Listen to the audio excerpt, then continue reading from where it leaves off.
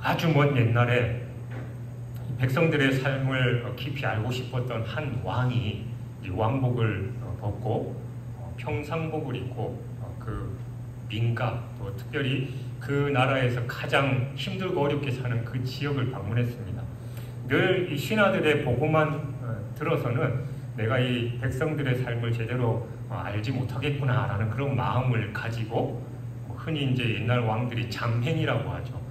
그 잠행을 한 겁니다.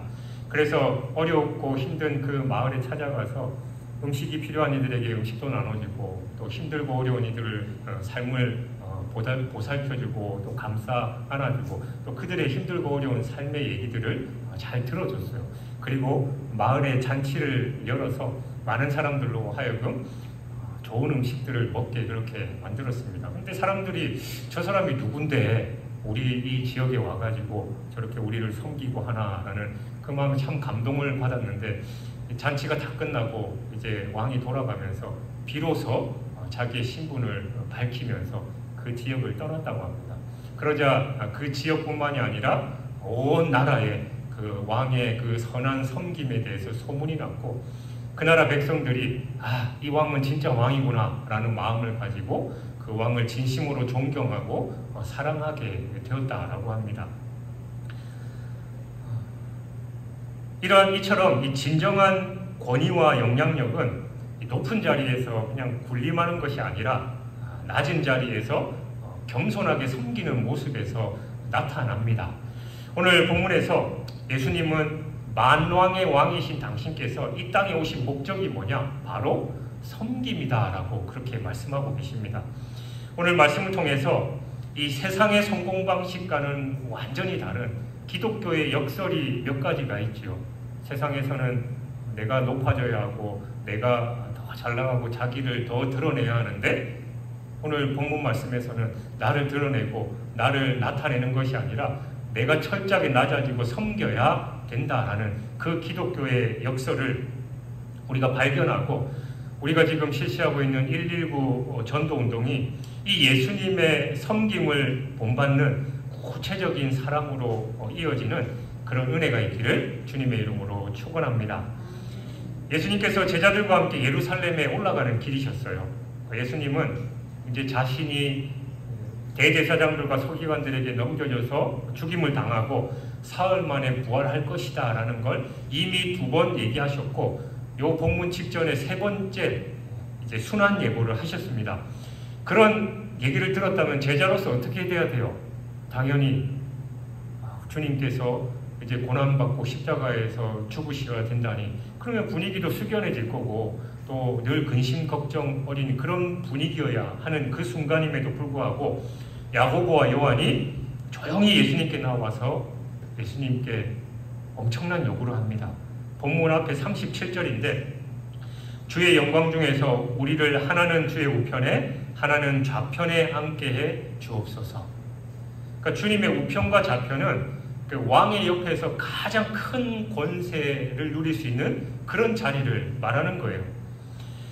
예수님께서 십자가의 죽음을 말하시는 그 비통한 순간에 제자들의 관심은 온통 누가 저 높은 자리에 앉을 것인가에 쏠려 있었던 것입니다. 예수님은 비로소 십자가를 지심으로 진정한 왕으로 하나님으로부터 인정받는다라는 그 말을 이 세상 왕이 되신다라는 말로 오해하고, 제자들은 예수님 나중에 왕이 되시면 그 양쪽 자리 그 한 자리씩 우리에게 주십시오라고 야고보와 요한이 요청을 했던 것이죠. 그들은 예수님의 고난에는 관심이 없고 그분이 얻으실 영광과 열매만을 탐하고 있었습니다. 근데 이 사실을 알게 된 나머지 10명의 제자들의 반응 역시 우리를 씁쓸하게 만듭니다. 41절을 보면 10 제자가 듣고 야고보와 요한에 대하여 화를 내거늘 이라고 기록하고 있습니다. 그들이 화를 낸 이유는 야고보와 요한, 너네 지금 이런 상황에서 그런 얘기를 할 수 있어 라고 그들의 이 욕망을, 세속적인 욕망을 꾸짖기 위한 게 아니다라는 거예요. 화를 내거늘 이라는 헬라어 아가나크테오라는 단어는 이 순수한 죄에 대한 의로운 분노보다는 이 자신의 기대가 무너지거나 자신의 이익 또는 자존심이 침해당했다라고 느낄 때 감정적인 분노를 묘사하는 데 주로 사용되는 그런 단어였습니다. 따라서 10명의 제자들이 보인 이 분노는 야고보와 요한에 대한 이 세속적인 욕망이라는 죄 자체에 대한 분노라기보다는 어떻게 저것들이 내 자리인데 지가 먼저 올라가려고 저 수를 쓰지? 라는 이런 경쟁심과 자신들의 기회를 빼앗으려고 한다라는 이 불쾌감에 나오는 그런 분노였던 거예요. 자신들보다 먼저 좋은 자리를 선점하려는 두 제자에 대한 이 시기심과 경쟁심으로부터 나온 그런 화를 낸 것입니다. 그러니까 12제자가 모두 똑같이 세상적인 이 성공과 권력에 대한 그런 욕망에 사로잡혀 있었다라는 걸 보여주는 겁니다. 그들은 이미 오늘 본문을 포함한 그 전 또 다른 복음서에도 누가 크냐라고 서로 다투는 모습들이 많이 있었잖아요. 내가 잘났지 네가 잘났지 그러면서 그들은 예수님의 그 낮아지심과 세상의 빛과 소금의 그 삶보다는 세상에서 내가 더 커지고 예수님이 왕이 되면 내가 한자리 하는 건 당연하지라는 그런 데 더 관심이 많이 있었던 것입니다. 이러한 제자들을 예수님께서 불러 모으시고 먼저 세상의 방식에 대해서 말씀하십니다. 42절이죠.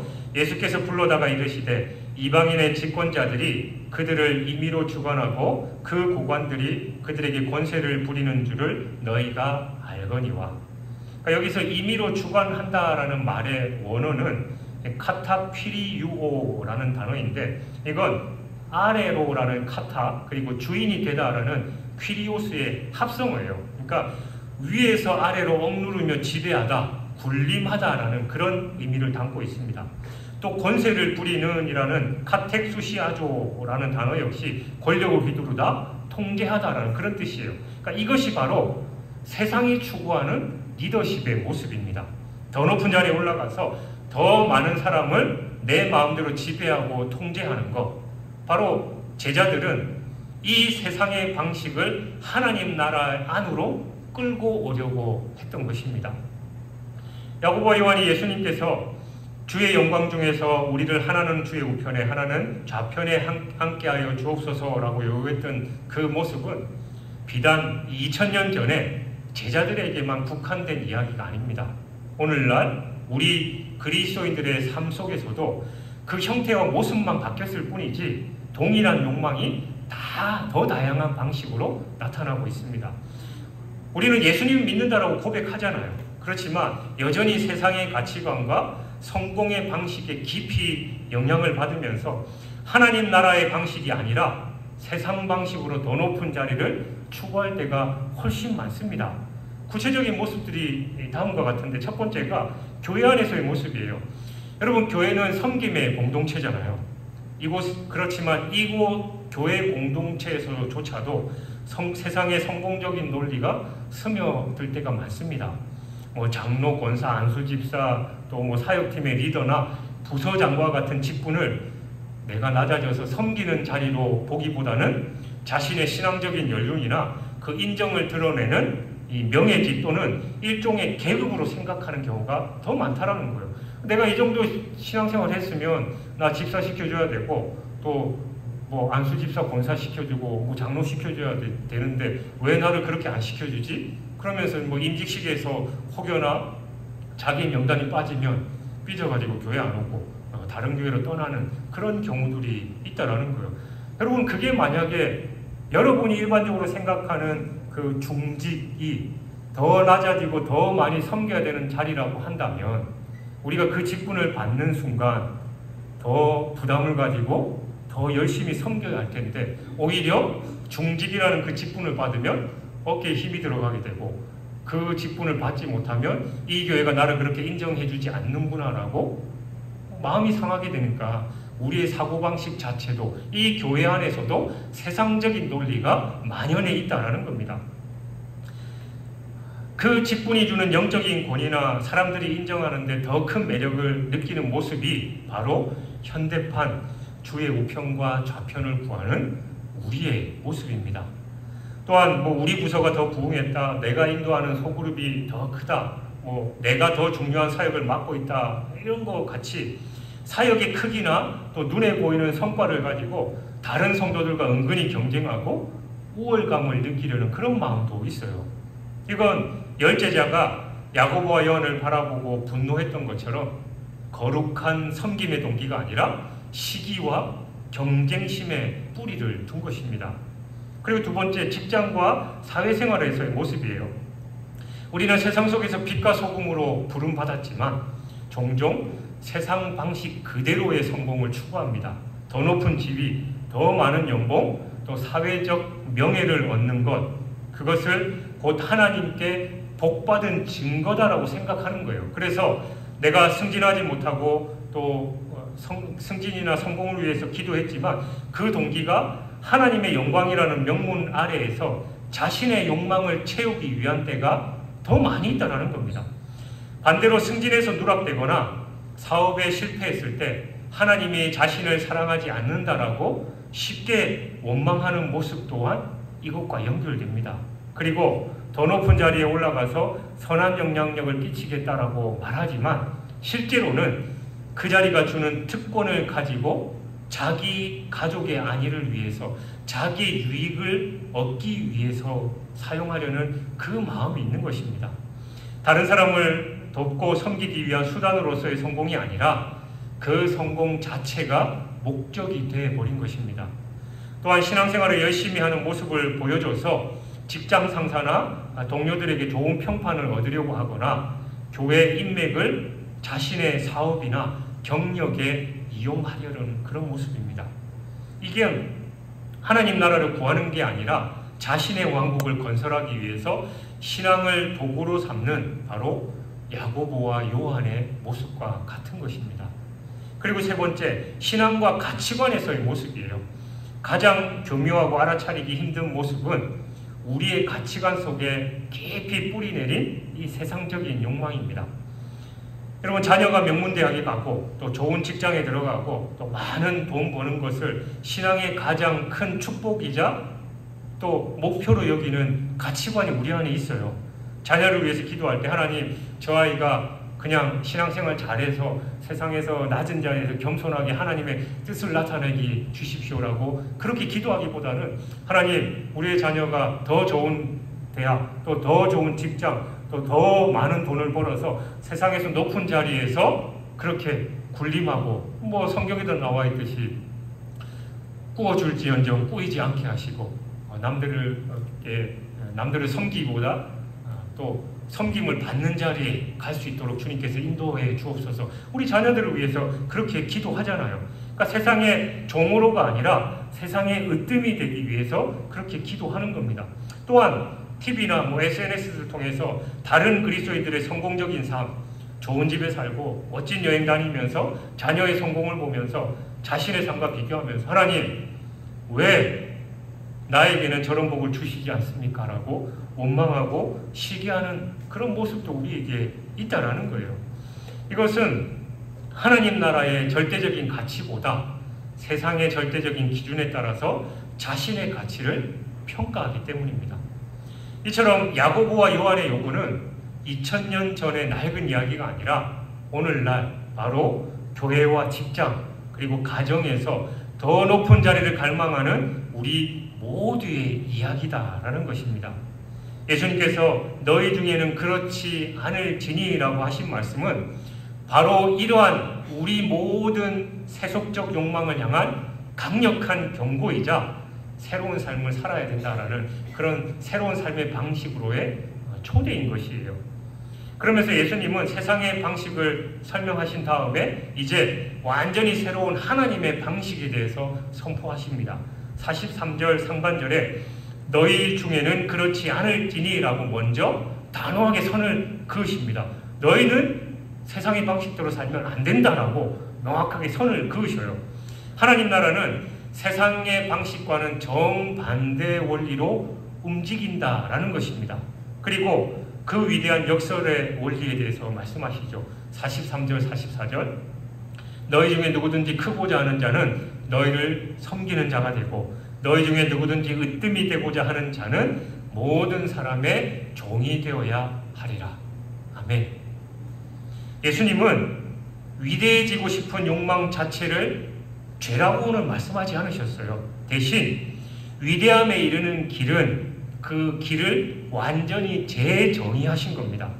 세상은 지배함으로써 커지려고 하지만 하나님 나라는 섬김으로써 커진다라는 거예요.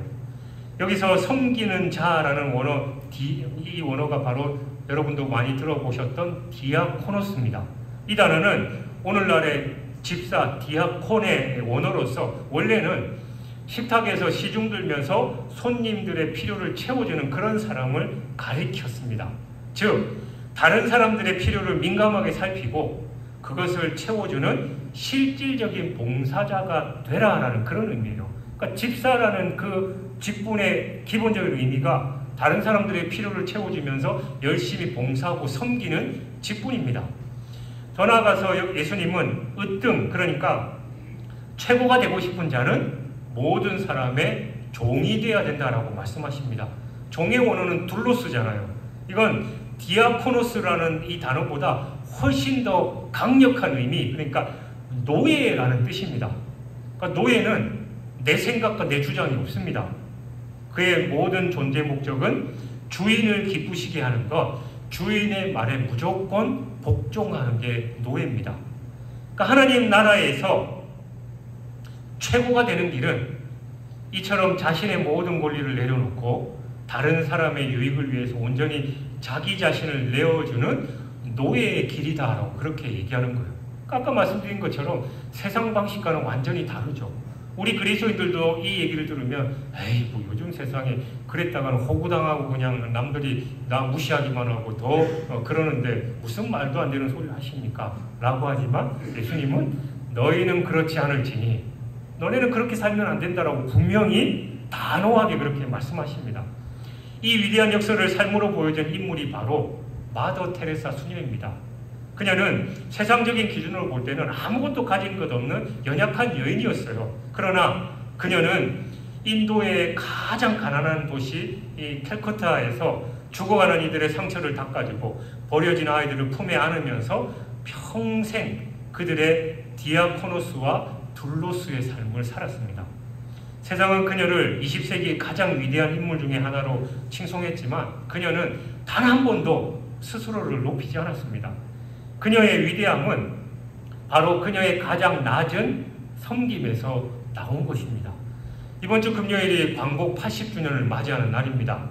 이 나라와 민족을 위해서 자신을 희생하면서 섬긴 그 위대한 독립운동가들의 헌신이 있었기 때문에 우리나라가 식민지에서 벗어날 수 있었던 거예요. 일제시대에 일제 앞잡이로서 나라를 팔아먹은 그 매국노의 삶을 살았던 사람들이 얼마나 많아요. 그러니까 내가 이 일제시대에 잘 그 사람들에게 협조하고 하면 나에게 권력과 돈이 생기니까 쉽게 그렇게 배신하고 가는 게 아니라 목숨을 걸고 이 나라의 독립을 위해서 지키신 그 독립유공자들이, 독립투사들이 있었기 때문에 우리가 저렇게 자유를 누리면서 살아갈 수 있다는 겁니다. 이 나라와 민족을 위해서 자신을 희생하며 섬긴 그들의 그 헌신이 있었기 때문인 것이죠. 사도 바울 역시 빌립보서 2장에서 예수님께서 오히려 자기를 비워 종의 형체를 가지사 사람들과 같이 되셨고 라고 증언하면서 섬김이야말로 바로 그리스도를 따르는 삶의 핵심이다라고 분명하게 말하고 있습니다. 그러니까 예수님은 이 놀라운 섬김의 도를 단순한 가르침으로만 주신 분이 아닙니다. 당신의 삶 전체로 그리고 죽음으로 그 정점을 보여주셨어요. 45절은 기독교 복음의 심장과도 같은 위대한 말씀이지요. 인자가 온 것은 섬김을 받으려 함이 아니라 도리어 섬기려 하고 자기 목숨을 많은 사람의 대속물로 주려 함이라.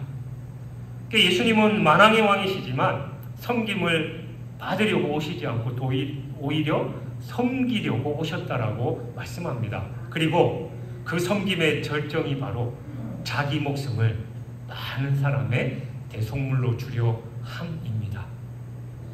여기서 대속물의 원어는 리트론인데 이 단어는 전쟁포로나 노예를 자유롭게 하기 위해서 지불하는 몸값, 그러니까 속전을 의미해요.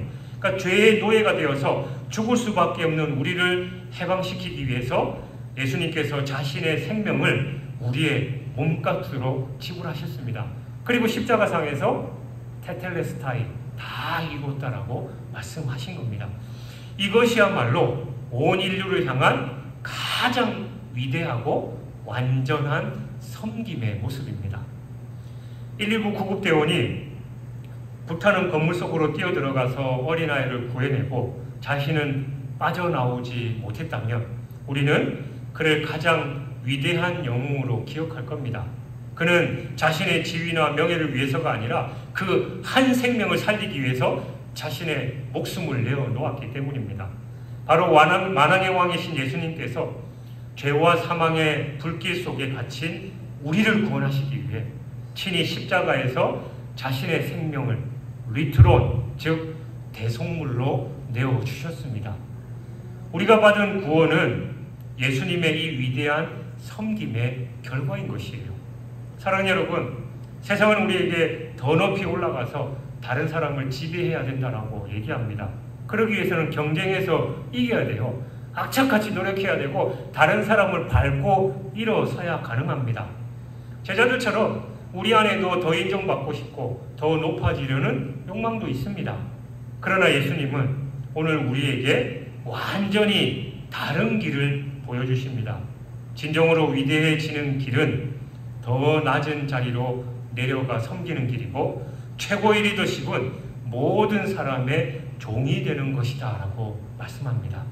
그리고 당신 스스로가 우리를 섬기기 위해서 목숨까지 대속물로 내어주심으로 그 길을 걸어가셨어요.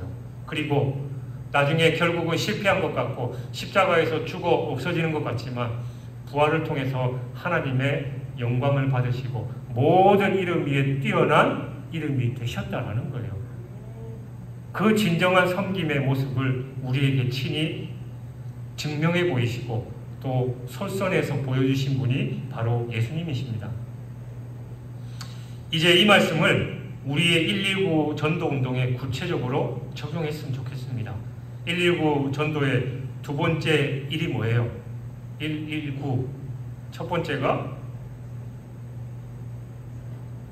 어쨌든 복습을 하셔요. 두 번째 일은 한 번 더 섬겨주는 겁니다. 우리의 작은 섬김은 예수님께서 우리에게 베푸신 그 위대한 대속의 사랑을 세상에 보여주는 작은 그림과도 같습니다. 우리가 VIP 전도 대상자들을 섬길 때 그들은 우리의 섬김을 통해서 자신을 위해서 목숨까지 내어주신 예수님의 그 사랑을 맛보게 되는 겁니다. 아니, 저 사람 왜 나한테 저렇게까지 하지? 뭐 그럴 필요가 없는데 나중에 보니까 바로 예수님의 그 사랑을 전하는 그런 모습에서 감명을 받는 거예요. 이번 한 주간 여러분께 구체적인 섬김의 과제를 드리려고 합니다. 그 첫 번째가 바로 기도입니다. 기도하십시오. 하나님, 이번 주 제가 섬길 수 있는 저의 VIP의 구체적인 필요를 보게 해주십시오라고 기도하는 거예요. 깨닫게 해주십시오. 그럴 때 여러분이 하나님께 주신 그 마음에 순종하는 거죠. 그리고 두 번째는 관찰하는 겁니다. 한 번 더 들어주기를 실천하면서 그 사람의 상황을 떠올려 보길 바랍니다. 직장의 일에 혹시 지쳐있지 않은지, 자녀 문제로 힘들어하지 않는지, 외로워 보이지는 않는지 여러분 잘 살펴보십시오. 그리고 세 번째, 즉시 행동하십시오. 거창한 계획하라고 하지 않습니다. 작은 디아코노스가 되는 것이에요. 직장 동료라면 많이 피곤해 보이시네요. 제가 오후에 커피 한 잔 사드릴게요 라고 말하면서 작은 위로를 건네는 거예요. 이웃이라면 혹시 도와드릴 것 없으세요? 라고 물으면서 작은 도움을 주는 겁니다. 그리고 여러분의 가족과 또 가까운 친구라면 야, 이번 주 고생 정말 많았다. 이 일은 내가 대신해 주니까 좀 쉬어라고 하면서 그의 짐을 잠시 덜어주는 것, 작은 섬김을 실천해 보십시오. 그러나 여러분, 중요한 것은 이 작은 섬김이 그냥 단순히 친절한 행동으로만 그쳐서는 안 된다는 겁니다. 우리는 마음속으로 기도해야 돼요. 주님, 저희 작은 섬김을 통해서 당신께서 저를 위해서 생명을 주신 그 위대한 사랑의, 그 섬김의 사랑이 전해지게 해주십시오 라고 기도해야 되는 거예요. 내가 비록 커피 한 잔 사주면서 힘내라고 응원하는 거, 그리고 나는 성격이 좀 그래서 살갑게 그렇게 못하니까 단순하게 문자 메시지로 보내면서 오늘 이번 주에 고생 많아서 힘내라고 그런 메시지를 보낸다 할지라도, 아니면 하트 뿅뿅 하면서 이모티콘을 보낸다 할지라도, 하나님 이 작은 행동 하나에서 예수님의 사랑이 전해질 수 있도록 기도해 주십시오 라고 그렇게 하는 겁니다. 섬김을 통해서 예수 그리스도의 사랑이 전해져야 돼요. 우리의 섬김은 그래서 그 자체가 강력한 메시지입니다. 이번 한 주간 우리 모두가 예수님의 마음으로 한 영혼을 섬기는 디아코노스, 둘로스가 되어서 우리의 삶으로 예수님의 사랑을 증거하는 복된 전도자들이 되기를 바랍니다. 그럴 때 우리의 작은 섬김이 예수 그리스도의 큰 사랑을 대신해서 그들의 마음을 흔들 것이고, 또 그들에게 성령의 능력이 더입혀져서 그 한 영혼이 주님께로 돌아오는 역사가 일어날 줄 믿습니다. 그 일에 순종하여 열매 맺어 하나님께 영광 돌리는 저와 여러분이 되시길 주님의 이름으로 축원합니다.